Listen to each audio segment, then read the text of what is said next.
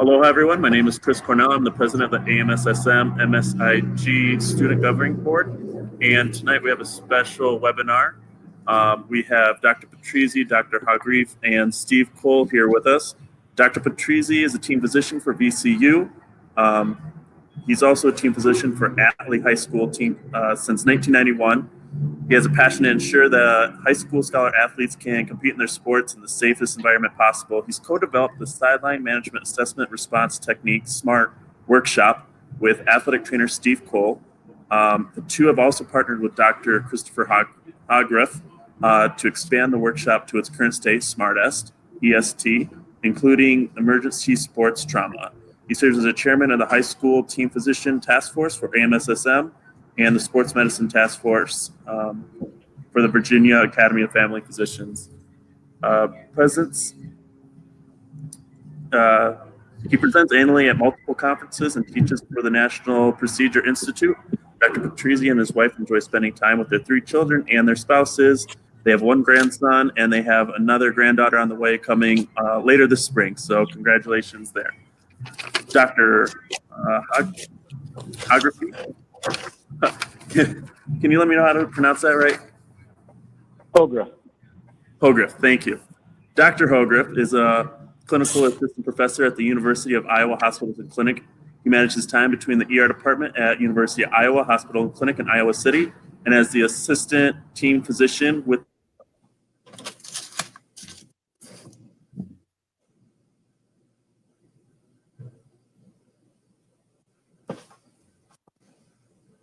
I think we lost Mr. Cornell. You did. All right, well, I'll just keep going. So I'm an associate professor at the University of Iowa in the emergency department, and I spend the rest of my time as one of the team physicians for the Chicago Cubs. I have a background in research looking at fracture patterns in patients in the emergency department, trying to predict their outcomes and who needs imaging, as well as concussion management in the ER and beyond.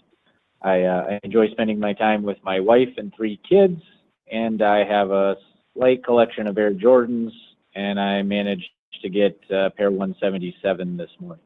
Mr. Cole? I'm Steve Cole. I am an athletic trainer, 36 years at the College of William and Mary, over 40 years of clinical experience.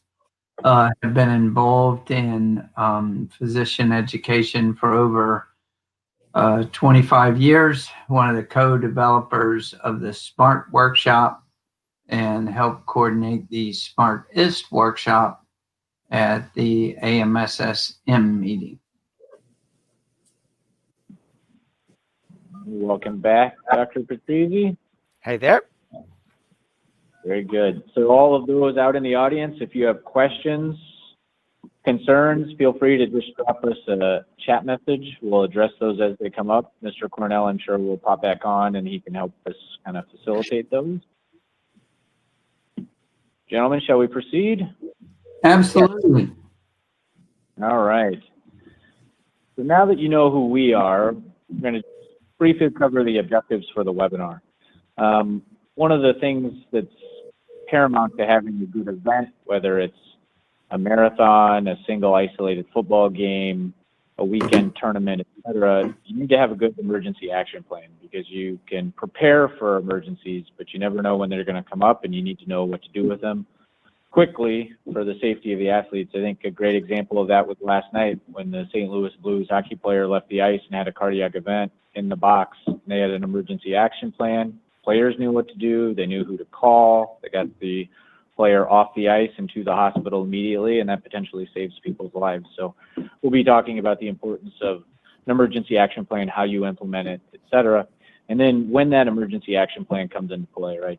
So we'll talk about the 10 most common causes of sudden death in sports, what to look for, how to address them, how to even prevent them to the best that you can, and then you'll see how that interplays with the emergency action plan itself. So one of the things that development of an emergency action plan is that it needs to be venue specific. This is a key component to an emergency action plan, that you have reviewed your facility, your venue, Um, you know where all the gates are, have keys to the gates, and have Okay. directions Okay, to great. those remote Okay, facilities. no problem. And then, yeah, the recording's going great, so don't turn it off until the whole thing is completely done. Got a little background noise there.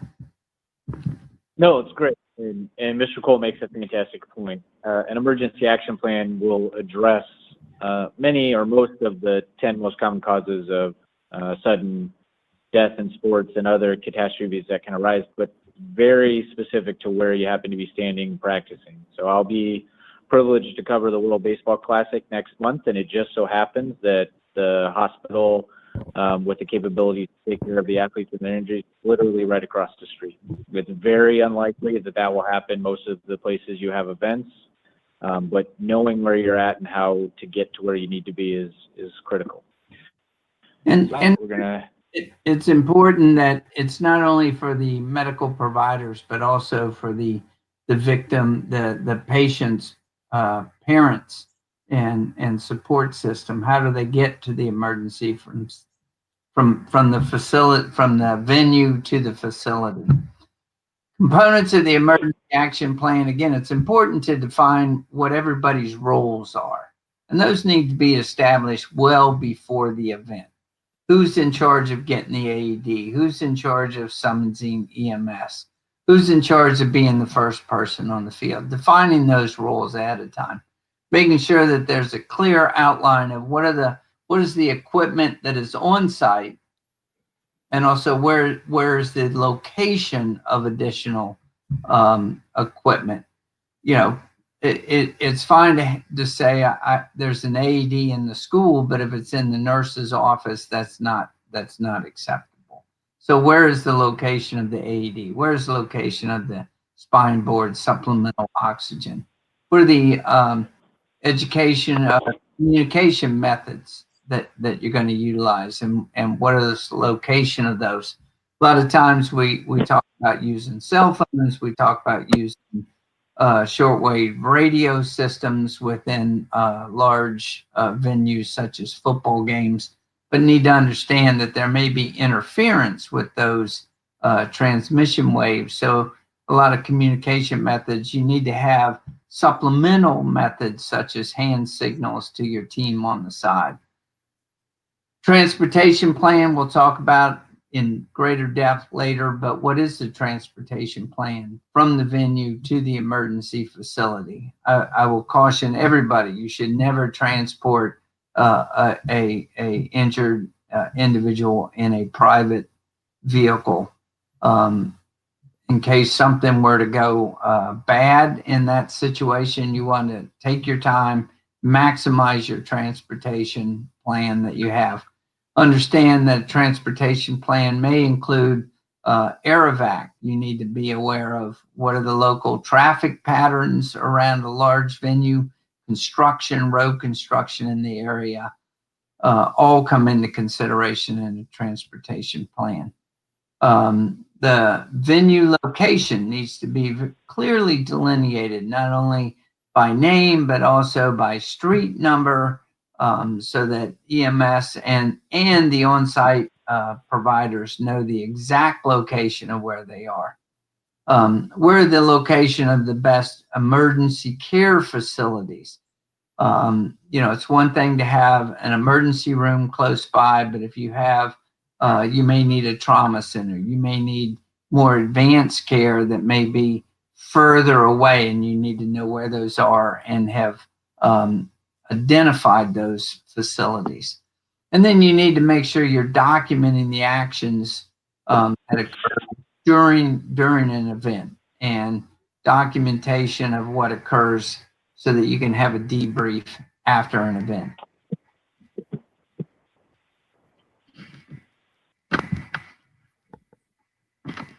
Okay, I'm not able to advance.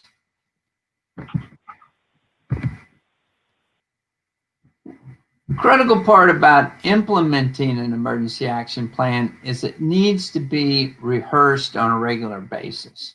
And that needs to occur prior to every sports season. it needs to be scenario based, and you need to document the training that occurred. An emergency action plan is not something that you develop and just sits on the shelf or you post on the wall. It needs to be reviewed annually because, again, construction to facilities, construction to road construction, local areas may require altercation of the emergency action plan, and documentation of who participated in what training on what days. This is not a once a year event. This is not a let's just work on taking football equipment off. It needs to be scenario based. What if these things occur? How are we going to respond to that?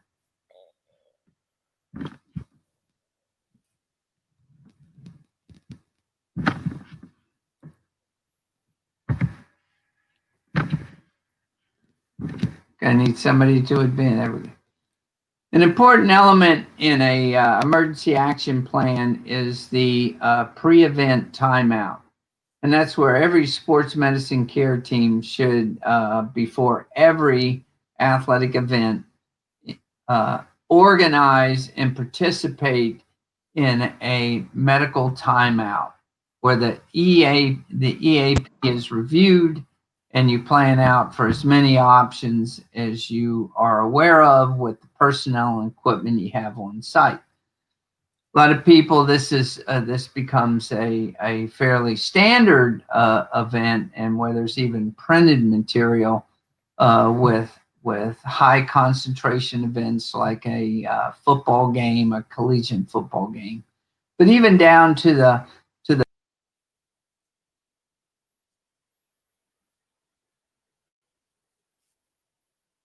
coaches, the officiating staff, make them aware of who they are, that I will be the person to respond in the event that something occurs, and here's the actions that we need to occur. And at that time, also look to assign role assignments to people as far as ushering in EMS, crowd control.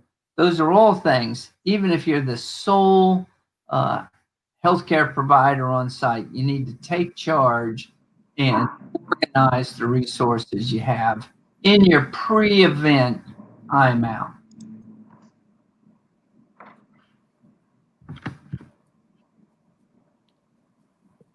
So again, in pre-event preparation, it's reviewing the EAP with everybody. Enter the dial and ID number, followed by the pound. It is reviewing any kind of, when Now you get please enter your pass. reviewing return to play status of injured and ill athletes, making sure that you arrive on site with sufficient time for all pregame activities. If you're going to be the sideline physician, this is not showing up at 6:45 for a 7 o'clock kickoff. This is showing up at 2 hours before kickoff, before the team takes the field. This way, too, you can confirm and check what is the location of the on-site equipment, supplies, and medications. You can review communication systems and methods with everybody on site. You can evaluate and confirm where your examination and treatment sites are. These are all critical elements in the pre-event preparation of implementation of the EAP. And Steve, if I may for a second, this doesn't just apply to singular events or annual events. So every year, tomorrow at 12:30, I'm going to take a tour of Sloan Park here in Mesa. And even though I've been through that park 5 separate times and know it pretty well and not much has changed, we're going to go through that again so we know exactly where everyone's stationed, how to get everyone out of the park if need be, et cetera. We do the same thing at Wrigley Field once or twice a year, where we go through the park and we talk about where people are situated and stationed and how we can efficiently and effectively take care of people. So like I said, it's whether you're a team doctor for a high school or a team doctor for a professional sports team, or you're covering a weekend event, these things are all important for whichever venue you'll find yourself. Absolutely. Absolutely. And that leads into, the accountability and role delineation. It's important that everybody understands what their role is within the EAP, specific to even down to the equipment that is needed to carry out the task at hand. Part of it, down to your facility management people and crowd control. Everybody needs to know once you implement your EAP, everybody needs to know what their role is, and they need to have an understanding of what that role is in relationship to everybody else's. An example of that would be, who's going to provide the immediate care, who's going to activate the EMS system, who's going to be in charge of the equipment retrieval, who's going to be in charge of scene control, who's going to be in charge of directing EMS to the scene and meeting them. It's critical that everybody knows what their role is during the implementation of the EAP.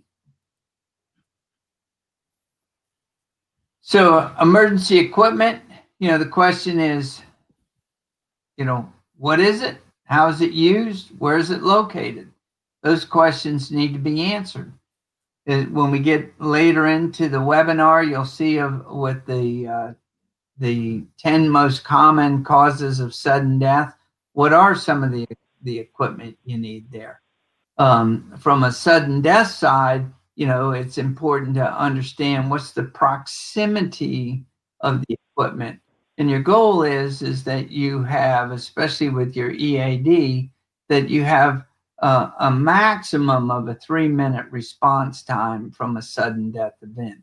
As Chris noted, that the case with the hockey player last night, they had all the equipment, they had a plan in place, they were quickly to respond to that.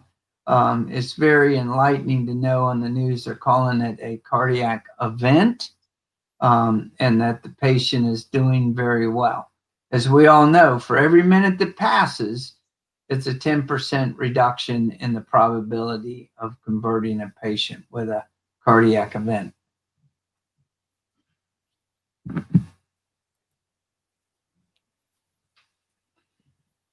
Distribution, it's not of the plan, it's not just hanging it on the wall. It needs to be a comprehensive, practical, yet flexible plan, looking for various contingencies. How do you distribute it to the institutional staff?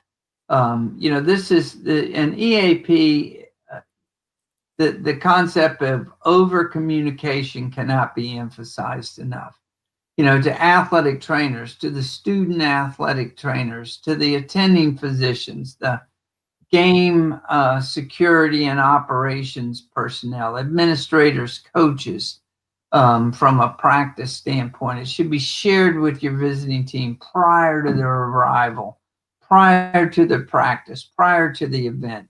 It should be posted by the phone that could be accessed or means of communication for emergency, activating the emergency activation plan by the AED at the scores cable in the locker room. You cannot over communicate and post your EAP.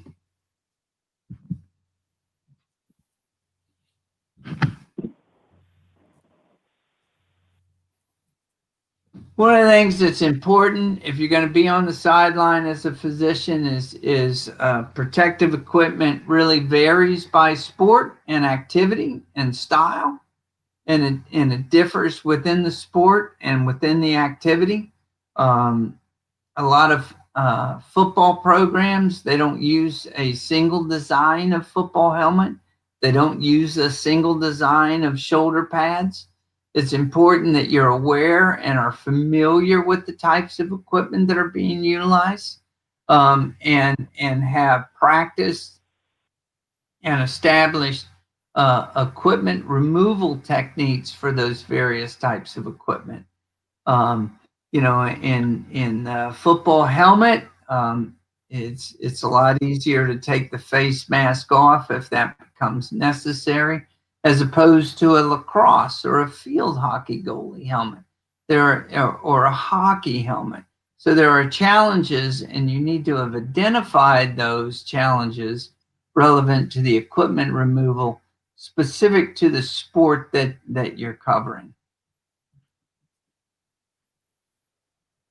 Transportation plan, as I had talked about earlier, you need to have a plan established prior to the start of any practice or competition.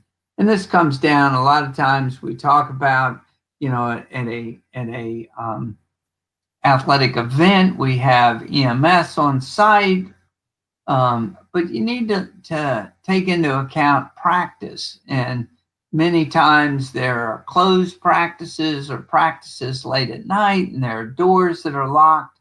You need to have established access to that, how EMS is going to get there, and how are we going to transport an injured athlete, and where we're going to transport them, depending on the extent of the injury. And that needs to take into account what the daily traffic patterns are and any possible road construction projects that may be occurring in the area. There's also issues such as change from weather problems that we've had.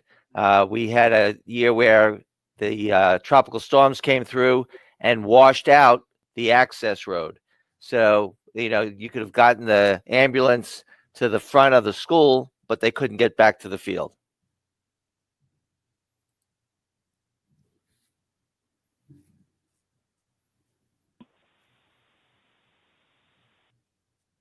Chris, take it away. All right. Thanks, Steve. So as we kind of talked about earlier, and Steve wisely alluded to it, you need to know where your medical facilities are, but you also have to know their capabilities, okay? So facilities that don't have the ability to take care of spine injured athletes, well, you have to account for that. And centers that don't have the ability to perform trauma services, or maybe they're not set up to be able to adequately handle large volumes of patients, or patients who may need cooling tubs, et cetera. But knowing which facilities have the capabilities to take care of what helps you immensely, because it may be the case that some of the minor injuries can be sent to the other hospitals, whereas you use the facilities with the broader scope of practice to use those, and you can keep people being cared for in an efficient and timely fashion without overburdening the resources at one particular facility. In my own personal experience, I've gone through and I've toured the hospitals that we'll be using, and I've talked to the medical providers who are the point people there. And not only does it help to see the facilities firsthand so you can have a better idea of what your services your patients will be getting, but it also helps to build relationships, and those relationships help to just further the care that the patients will receive as well. So I think you can't really undersell the importance of that aspect of preparing. I'd like to chime in here. Steve had mentioned earlier about the need for practice. Well, one of the things that he had pioneered down at the College of William and Mary was going to the local emergency rooms, trying to find out what type of spine board they purchased. Because obviously, if you have a spine board at your facility, they're not going to give you back yours. They have to bring it to the hospital. So making sure you had identical ones, maybe just different color, made it a seamless transfer. Unfortunately, I've had the professional experience of arriving at a level 1 trauma center, accompanying an athlete who had been put on a spine board because of suspected C-spine injury, and happened to come in at the wrong time of day and having nursing staff that was not familiar with equipment removal. And it just brought up the idea of trying to incorporate our local services in any rehearsal that we have. Steve gave me the idea, and it's something that we try to reproduce every year. We happen to live in a county that has 4 high schools, 4 middle schools, and 4 rescue squad main houses. And it was part of the plan that they were all close to each other. So we tend to host a pre-football season rehearsal of the emergency response things that we do, and have the team physician for the local high school, the athletic trainer for that high school, the coaching staff for that high school. But then we've invited the middle school coaches because they don't have an athletic trainer and they never have a doctor on the sideline, and go through what we'll be talking about later, the SMART workshop. And we also had the rescue squad that would respond to that school. The only thing I've not been able to pull off is to get the local emergency room staff to come so that we could rehearse the transfer of responsibilities. Well, you know how ER doctors are, Dr. Petrizzi. It wasn't the doctor I was worried about, though. All right, so in terms of preparing for special situations, I kind of alluded to that a little bit before with the rain situation, if your roadways. So you may have a track meet where everything is fine in terms of being able to have held your event after a storm, but what if you couldn't get your equipment to there? The other thing is that there's a big tendency, and Steve and I have tried to overcome this by working with Christopher, that so much of our attention, because of the relative increased incidence of problems at football, that so much of our training, so much of our TV experience is looking at something that happened on a football field. Now, granted, maybe that's because I'm from the Southeast and don't have the same pull for hockey, whereas if I was from Minnesota, I'd have a different experience. But as Steve, on this slide that we've borrowed, what's the difference of taking a athlete who's face down, maybe unconscious and not breathing on a football field and has to be put onto a spine board, from someone who's in a pole vault pit, having sustained a possible neck injury? What do you do if you're in the pool? What do you do if where they got knocked off the field puts them up against the fence? So every emergency situation and every patient is different. So there's absolutely no such thing as always and never. So how do you do CPR, how do you put your AD into play if you're on a muddy field with water contact? How do you do what you're supposed to do with the athlete with a significant enough head injury that he's become combative or she's become combative? So having the chance to practice all these things. So literally getting into the foam pit at a track meet to figure out, so how does each person who has a delineated role have to act differently if they're in the water or in that foam pit? So Dr. Petrizzi brings up a great point. And you may think, well, I'm not going to have to get into the water. We had a diver who hit his head on the board on the way into the pool at a Big Ten school and went into the water, and sure enough, they had to go in with the board, with the emergency action plan, and take the diver out, and he had a skull fracture and an underlying head bleed, and that patient was unconscious. And if you don't have the action plan and you haven't practiced it, and especially in a certain special circumstance like that, that's where people have long-term morbidity and mortality. So the importance of that can't be undersold either. All right, so let's turn it over to Christopher with looking at the top 10 most causes of sudden death in sports, and they're certainly not listed in their importance or in their incidence, but just alphabetical.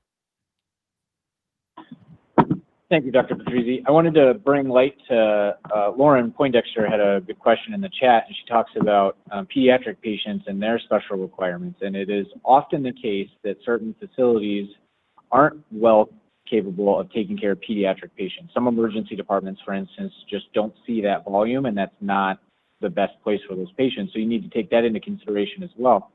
Sometimes I suppose that local providers may be comfortable managing these patients, but if you're implementing the emergency action plan, those patients usually have a significant issue, whether that be one of the 10 things we're going to talk about next, or perhaps an acute fracture or dislocation. And those patients may not be super well served in the local provider's office. But as Lauren points out very astutely, communicating with the people at the event, the parents, the family members, friends, et cetera, who can disseminate the word for where the pediatric patient in this example is going, paramount to ensure that everyone's on the same page and no one worries unnecessarily. So, great question, Lauren. Keep them coming out there if you have them. Christopher, I don't All mean right. to slow down you getting to the top 10, but just to dovetail to that point, one of the things that you'll face that when you're a high school team doc is making sure that the community is aware that you're not there to steal patients, but you're there to collaborate with them. So we always have our pre-season meetings with the parents. Thankfully, the athletic director and the athletic trainer have me come to those every year. And it gives an opportunity to say, I'm here because I love to do this and I'm here to help your child. But if because you've been working with your favorite orthopedist or your pediatrician or your family physician, for their entire life, I'm just going to be able to use some documentation, take care of what's happened at the field, and then pass the care back to the patient's primary care provider.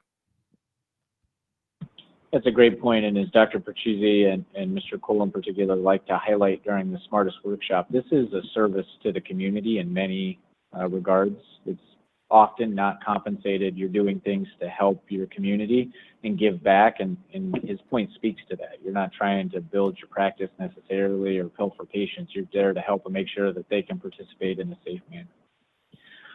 One of the things that you want to look for is be on the lookout for is asthma. Now, especially we were just talking about pediatric patients, you can get exercise-induced or even environmental-induced asthma, strictly speaking.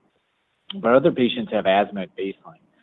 And so you need to be prepared for that. I always have around or near me a rescue inhaler for patients, usually albuterol, that they can utilize if needed. Supplemental oxygen may need to be implemented as well. These are significant issues. I mean, the mantra in emergency medicine is you never try to intubate an asthmatic patient because that can be a mess. And so trying to get these patients clear of that, or understanding kind of how asthma and the kind of refractory period works. So patients who have known asthma, right, there's a period of 45 minutes to an hour, depending on what you read, where they are thought not to be able to induce a significant asthmatic response if you can kind of prepare them appropriately and take into account the environmental considerations. And so you want to think about that, right? There was a famous case at a Big Ten school in the 90s where a patient was thought to be having an asthma exacerbation, and they started to treat it, but maybe the medical providers weren't really up to date on what an asthma exacerbation looks like, and it turns out that it was heat stroke. And so knowing the signs of an asthma exacerbation, right? Accessory muscle use, tachypnea, if you have access to an oxygen saturation, looking for low values, those things will help you significantly. They will not necessarily be the case in other medical conditions. So another one is a catastrophic brain injury, right? These are subdural hematomas, subarachnoid hemorrhages, epidural hematomas. And while they can be quite significant at the time with obvious symptoms of altered mental status, seizures, worsening headaches, particularly sudden in onset, the other thing you have to consider is things like epidural hematomas are the ones where maybe there are mild symptoms initially that kind of resolve, but 24 hours later, these patients present with significant altered mental status in the emergency department. So if these things these catastrophic brain injuries don't make your radar, then you miss them. One of the things that we're not going to belabor right now, but I'm sure you guys are familiar with MD Calc, and I'll tell you to go look up the Canadian head CT rules. And to the best of your ability, become somewhat familiar with them. They're valuable no matter what specialty you go into. They'll always be valuable in sports medicine. But knowing those rules give you kind of a risk stratification of who's at risk for one of these more significant head injuries. You can get that, you can download an app on your phone to keep that with you. But those patients, they fire the emergency action plan. They get to the emergency department. They'll have their equipment removed properly, whether that's on the field or if need be later. And then a decision about whether or not to get head imaging will be made. And essentially, if you're on the ball looking for these types of injuries, you'll have already made the decision for them because you sent them to the emergency department.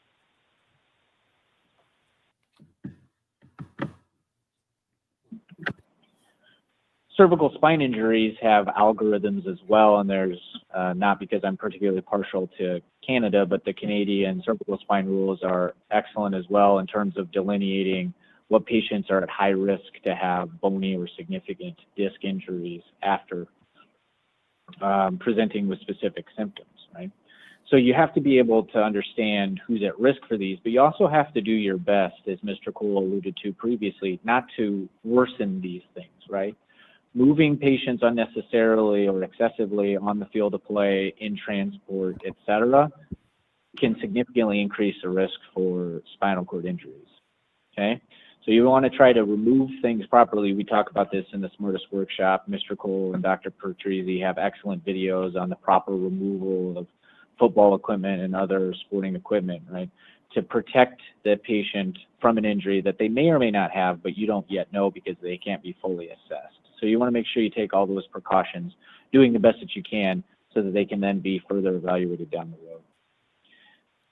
Diabetes can also be a significant problem, right? This is becoming a little more discussed in sports. I remember lots of stories about Ron Santo, who's a Hall of Fame third baseman for the Cubs, who had to hide the fact that he had diabetes. So he literally would have to check his blood sugar and and eat candy bars, etc., in an attempt to keep that from people, because the stigma was that he then couldn't play baseball if they knew that he had diabetes.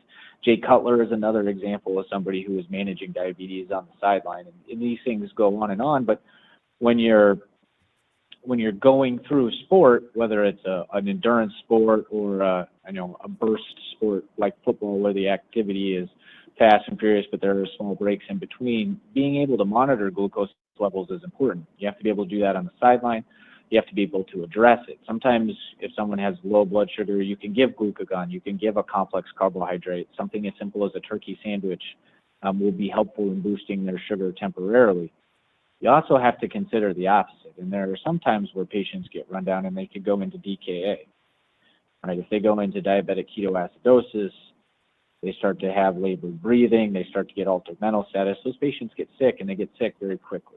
So you want to keep that on your radar screen. That doesn't mean every patient you have needs to be assessed for it, but again, if you don't think about it, you will miss it. So ultimately, just keeping it on your differential is paramount.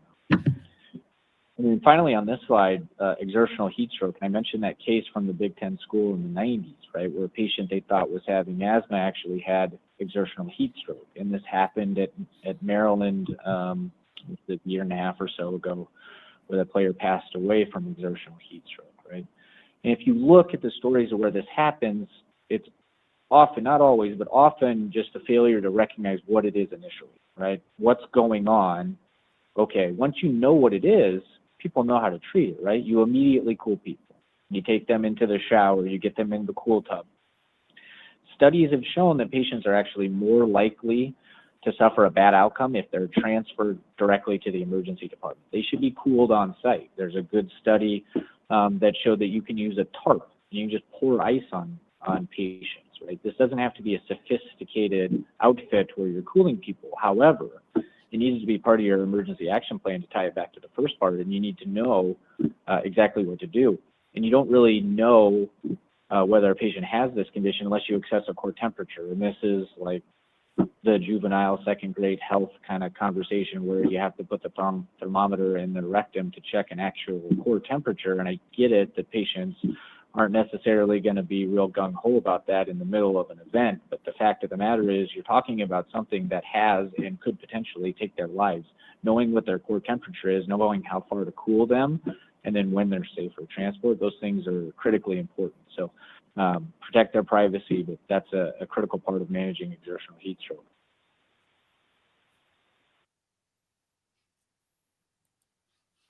And moving right along to,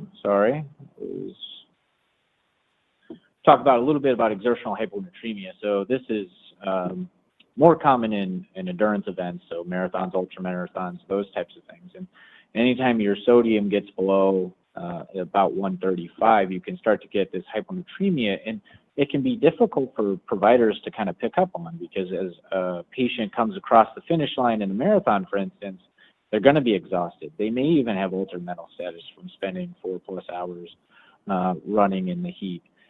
But if you don't think about them over consuming water through the course and driving their sodium too low, and that could be the cause of their symptoms. If you don't recognize that, right, and you treat it as heat stroke, you're delaying that, right? And if you treat it as heat stroke and you try to cool them with fluids, you're actually making the problem worse.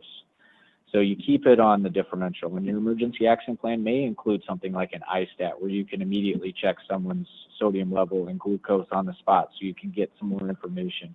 You can initiate treatment while they get to the facility that you've identified. So those things are important. So is exertional sickling. So in high school, this may be a little more difficult than it is in college. In college, the NCAA mandates that all athletes either be tested for sickle cell disease or opt out of that program. But you have a good idea of who these patients are and what their risk is. In high school, that may be a little more difficult, but regardless, you need to know who these athletes are and recognize the risk factors for it. So altitude can be a risk factor for sickling, pre-existing sickle cell disease pain crises, or recent illness. All these types of things, dehydration, can all set athletes up for exertional sickling. So that can cause pain, but more significantly for the long term, it can cause end organ damage, right? There are NFL players who have had sickling crises going to Denver, playing in Mile High Stadium, and there's one player in particular who lost his spleen as a result of it, and they wouldn't let him go, or part of his spleen, and they wouldn't let him go back to Denver the following year because of the risk to him. And these things happen, right? So you need to be able to treat it. You need to be able to treat the associated pain and give supplemental oxygen, but knowing which patient population is affected and then being able to implement the proper treatment, critical, right? And then lastly, head-down contact in football causes significant problems. Ryan Shazier is a recent example where that was a significant injury that was witnessed by millions of people on national television, and his story and recovery has been fantastic. But you'd like to not see these types of injuries, and if and when they do happen on the field, this is a moment of significant concern for every sports medicine provider out there, right? So teaching how to tackle with your head up is important, but once it becomes a moot point and someone's injured on the field, you have to know how to remove that equipment. You have to consider what types of injuries are involved, right? What part of the spinal cord can be affected? Is it the cervical spine or thoracic side? How do I immobilize them? How do I remove the helmet safely, right? How do I remove the shoulder pads without jostling the thoracic and cervical spine significantly so as not to worsen the injuries? And that gets back to the cervical spine injuries we talked about earlier. But if there's one really good take home from this presentation, it's practicing these things, whether you're a medical student, a resident, a fellow, an attending, you've been doing it for 20 years, it doesn't matter. We all learn things the more and more we do it, and we still, even if we already knew it, you get sharper at doing it. And one of the things you can't practice enough is taking off people's sporting equipment to protect them from injury. And it sounds easy and it sounds straightforward, and you can walk through it and watch the online videos, but if you haven't hands-on done it, try doing it in front of an audience of pick your number, right? Whether it's 500, or I had the distinct privilege of evaluating a player for a concussion in front of 46,000 people last year after he got hit in the face with a foul ball. I've seen concussions for the last 12 years. I feel very comfortable. I felt very uncomfortable evaluating a concussion in front of 46,000 people in person and however many people were watching at home. I don't think I can practice that one per se, but you do have the opportunity to practice these things. And if your facility or institution offers it, take advantage of it.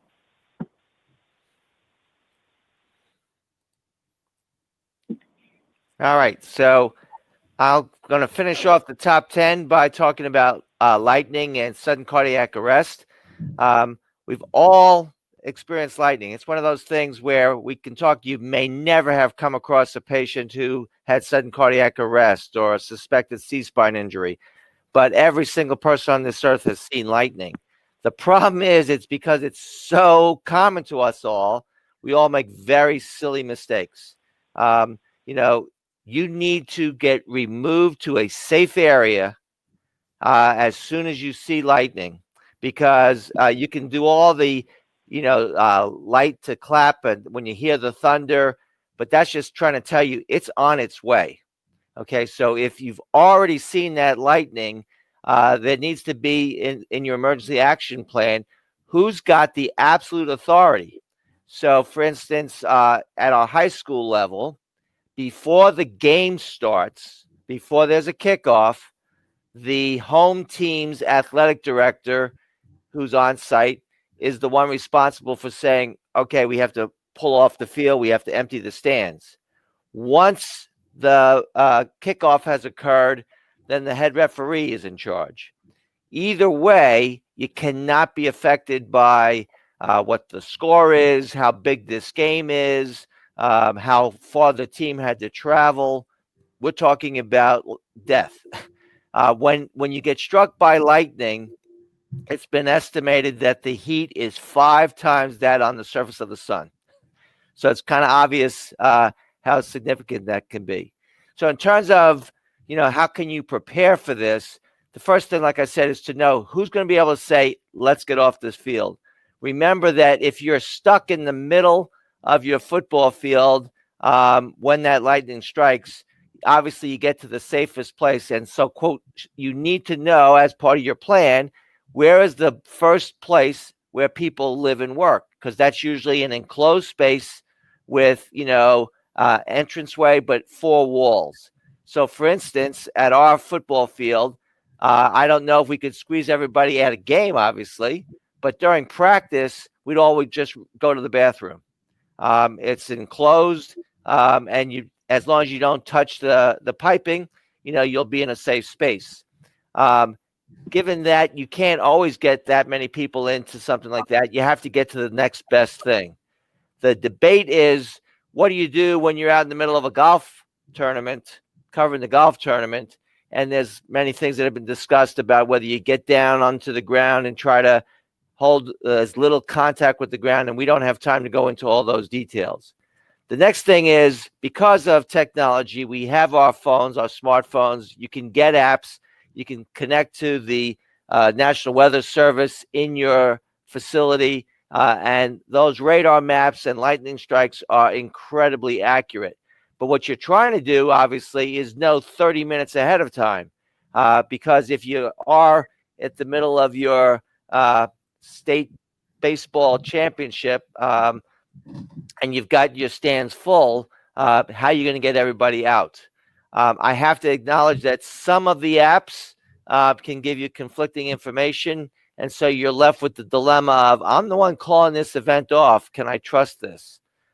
So those are the things that you have to be able to know. Knowing about the safe shelters cannot be underscored enough, however. All right, so moving on to sudden cardiac arrest. I think when all of us looked at this presentation and we saw those top 10, I'm sure most of us would think, okay, that's what we're going to spend all our time about. But we wanted to make sure we gave you a good overview of all the things.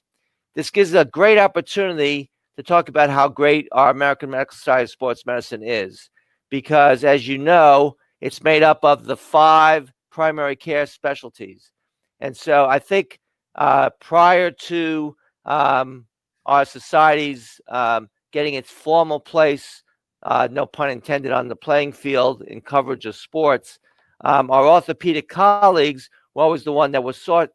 But ask most of the orthopedists, even the ones that have been team docs for 25 years, they love having a primary care provider on the sideline with them, or in the clubhouse, or at the courtside, because of some of these issues. Will be blessed by our medical school training and our residency training, being prepared for these medical as well as orthopedic issues. As I joke with my favorite team orthopedist, I've yet to see an arthroscope out on the field. So maybe we've got the technology to have ultrasounds around, but what we still need is be able to recognize things. And so I was using that as a segue to sudden cardiac arrest. And just think, unfortunately, for those that have passed on, how far our science and our knowledge about this has come. We all know about the tragedies of the Boston Celtics player, the Loyola player, Hank Gathers, who suffered a cardiac arrest, was on the court, and it took, a long amount of time for there to be the proper recognition. For Lewis, the same thing happened with the Boston Celtics. Nowadays, because of the technology and the availability of the AED, we have a tremendous opportunity to save these tragedies from occurring, because although structural heart defect things such as hypertropes and things like that, getting that shock, particularly as Steve was pointing out, every minute is 10% less chance. So knowing that in the NHL, the rule is that the AED has to be there, and that physician, I think it said, has to be within 50 feet. Did I hear that? Like within something close like that. But the point is being able to recognize it. Go ahead, Chris.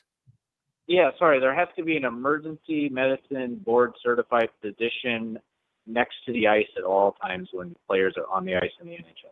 All right. So that gives you an idea. So I don't know that we have the time, but I want you to know that after we're finished with the formal slides, we did put in a slide that Jonathan Dresner, who's our past president of AMSSM and the team physician for Seattle Seahawks, was commissioned by the NFL to do a 10-minute video on the recognition and treatment of sudden cardiac arrest. It is well worth the 10 minutes and 46 seconds of your time to view that video from start to finish, because he had got some volunteer athletes to literally mimic what it looks like. And so I want to focus again on early recognition. As Christopher talked about, if you thought someone had asthma, so you start treating heat stroke, as an asthma patient, you're obviously heading down the wrong pathway. The same thing, unfortunately, happens with sudden cardiac arrest. So the main thing that he underscores is that if you are present for a witnessed non-traumatic collapse, so you have somebody that was just doing a wind sprint, they didn't have any contact with anybody, and you'll start to see that, just as we saw in the film for the hockey player from the St. Louis Blues, suddenly there's that slumping down, the loss of anti-gravity muscles, and falling down and staggering. The sooner an AED can be applied to the athlete, the sooner you can recognize whether there's a rhythm there. When AEDs were first invented and put out into common use, there was a study done that showed that the on-site physician improperly missed asystole 33% of the time. So, hi, I'm checking for a pulse. They've got a pulse. They were wrong 1 in 3 times. That's a very embarrassing statistic. And some of that is the adrenaline going through your own body. So getting the AED on an athlete who has passed out helps you to see whether you are in asystole or not. And knowing the proper use and discharge of an AED is obviously critical. So, quick story about that.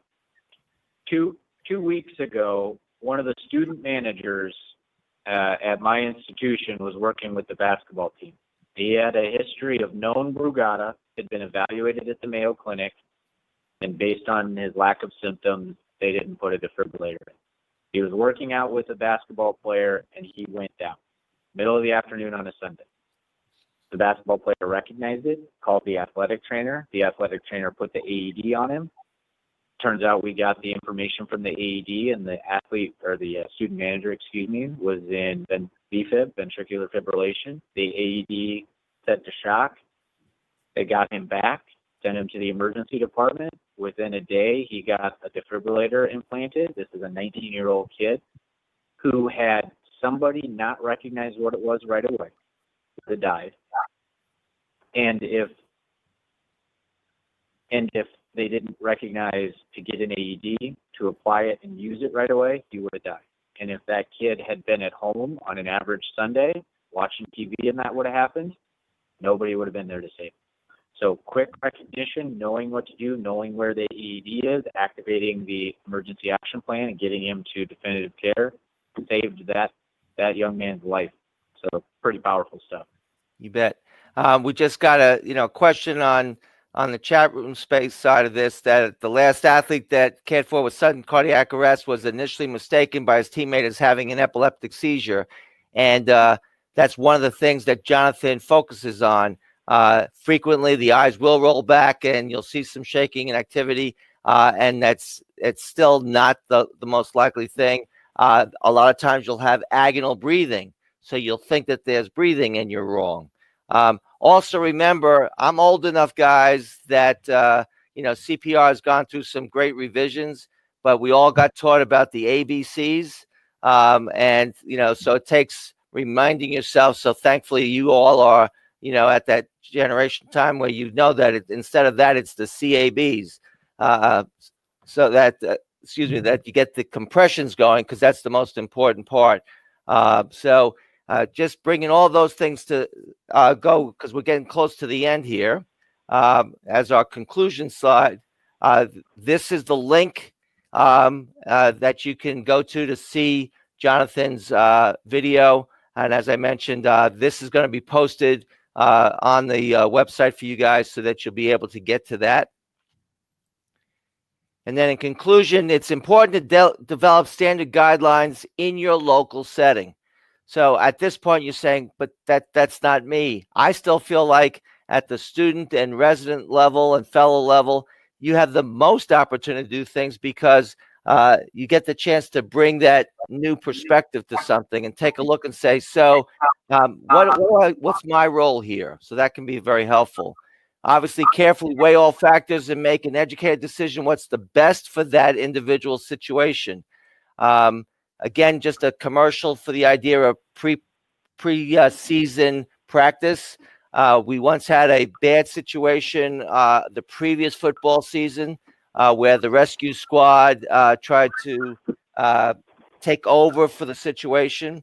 So we tried to guard the safety for that athlete. Then when we held the workshop that he was not able to be at the year before, and understood the difference between what an EMT is taught about in terms of helmet removal for someone with a motorcycle helmet versus the need to, if you're going to take off a football helmet, you also have to take off the pads. He stood up, manned up, and said, "Doc, now I see what you were saying." So that gives me the opportunity to have a commercial for how, if you guys are coming to the AMSSM meeting, you can practice a large portion of this by coming to the smartest workshop. So let me just get advanced to that slide. So here's the slide that Joan helped make. Stole it right from the brochure on the online advertisement about it.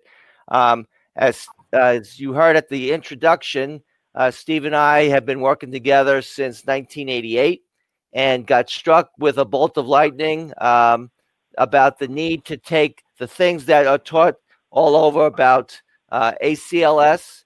And if you're a family doctor and you do deliveries, there's a course called the Also course, that you needed to be prepared for those things that don't occur every day.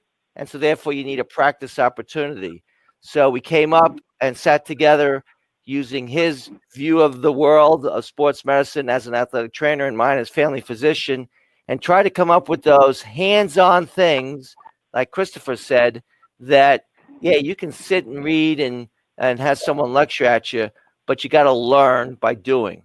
And so because of the great support we've gotten from the AMSSM, this year's Smartest Workshop will be the first one where the time at the meeting in Atlanta will involve 100% hands-on opportunity to practice things such as proper stabilization of a potential C-spine injury, how to relocate a dislocated shoulder, how to make the assessment of an athlete who might have had a concussion, because we're going to be using online modules for you to be able to see all the slides that we've developed over the course of 17 years so that you can be prepared.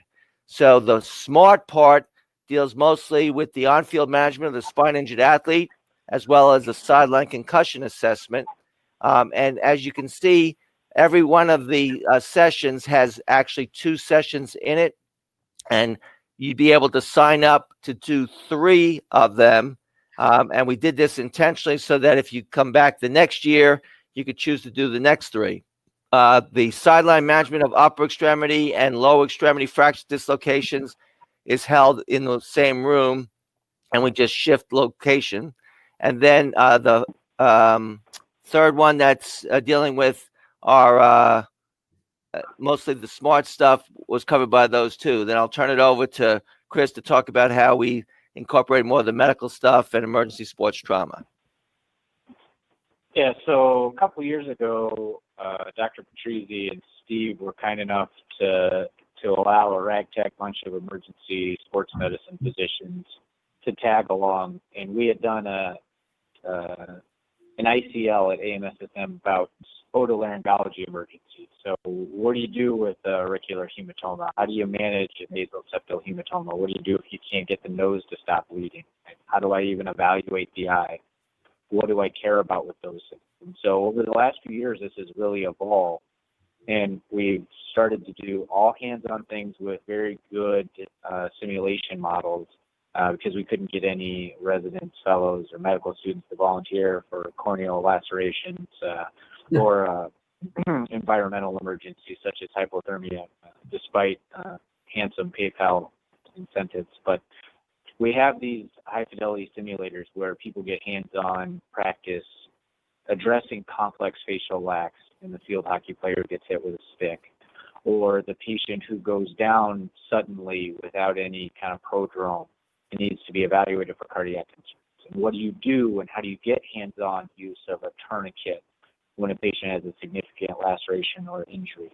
And so we took those things that are kind of bread and butter stuff in the emergency department and applied them to what we see on the sidelines. And so I think it's a good marriage of all of these kind of acute emergency management things to help everyone become more comfortable addressing them if and when they do show up on the site.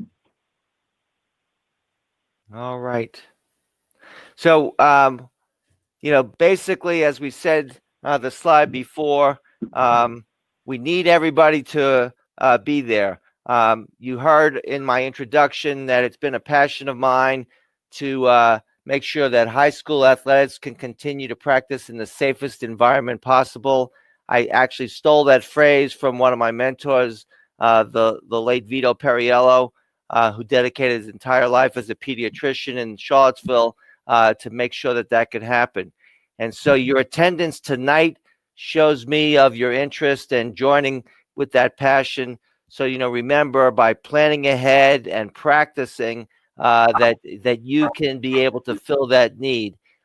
Remember, we still have in our entire country, despite all these kind of workshops, less than 20% of high schools have a doctor on the sideline on Friday night. And so maybe your career aspirations have you hoping to be like Christopher and being with the Cubs, or with Steve being at the College of William and Mary.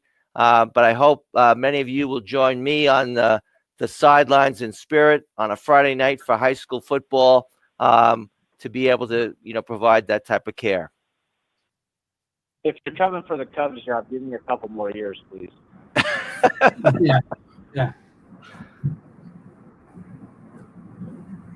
Steve, do you have Well, anything you'd like to say?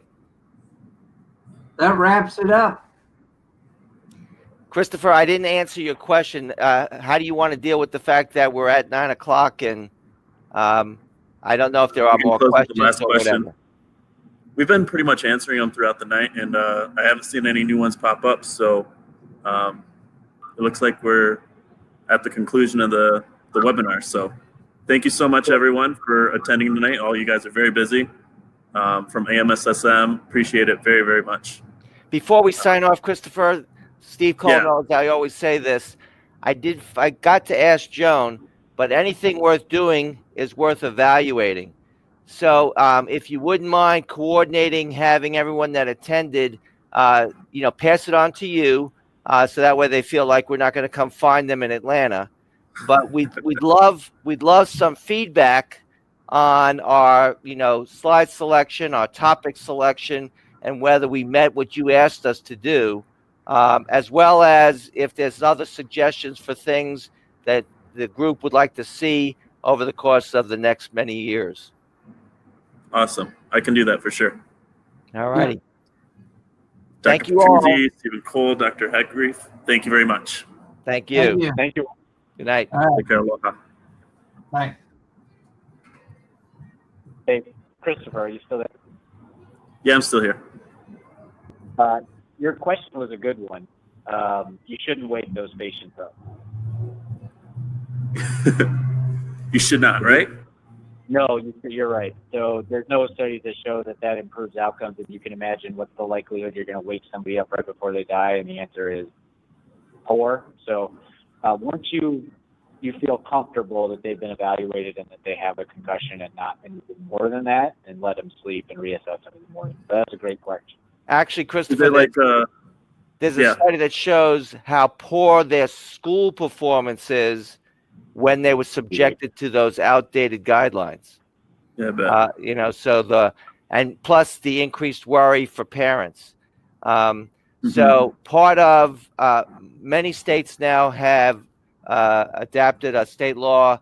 In Virginia, our now governor, when he was state senator, helped get the High School Student Protection Act passed.